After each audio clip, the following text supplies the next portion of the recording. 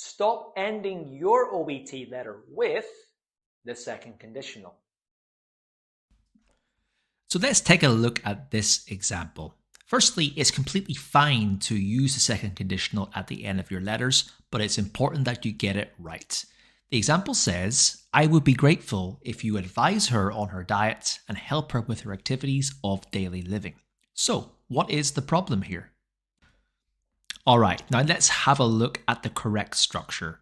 So the first structure was correct in that would and if were used. These are needed for a second conditional sentence. However, we should also be using the past tense forms of the verbs as well. So let's now have a look at the correct structure.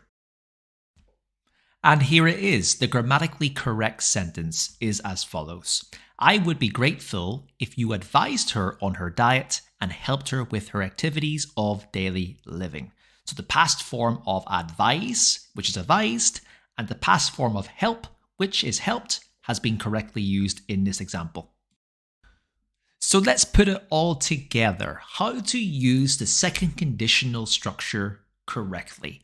Remember these two things. Firstly, to use would and if, but also to use the past tense verb forms as well. Save this post and come back to it when you are going to start writing your next OET letter.